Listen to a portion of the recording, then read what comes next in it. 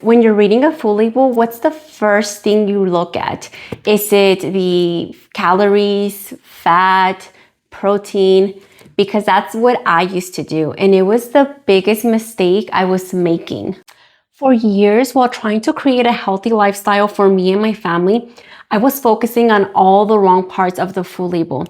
And I was also getting fooled by all those claims on the front of the food package.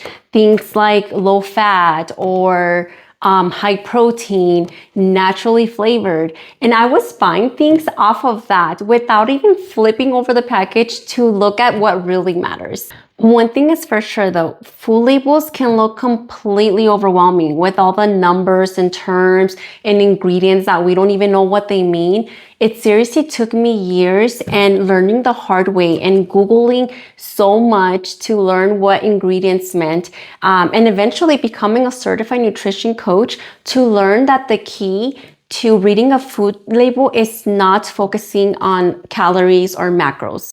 What finally changed everything for me, especially when buying healthy snacks for my kids or ingredients to make simple meals, was realizing that it all starts with the ingredients list.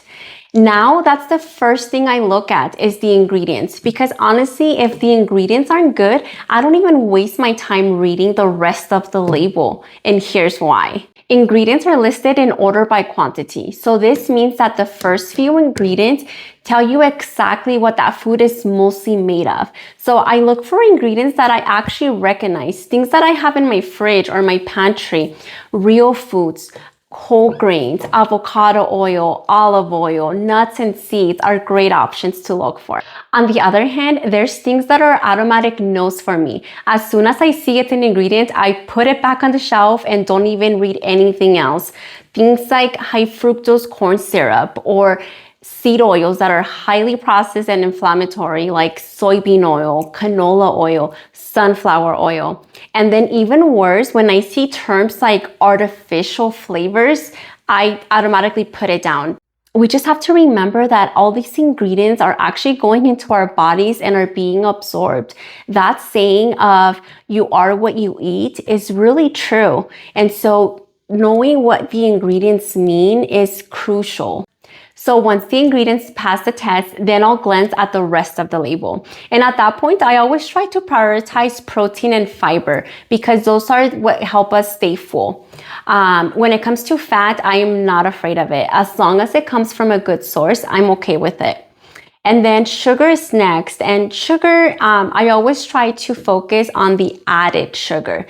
If it does have any added sugars, then I look for options like stevia, monk fruit, maple syrup, or honey. And I stay away from artificial sweeteners. Now, this is simply the approach that I follow when I'm reading a food label. My family doesn't follow any special diets or have food restrictions. So I focus on simply choosing clean, nutritious foods that work for my family.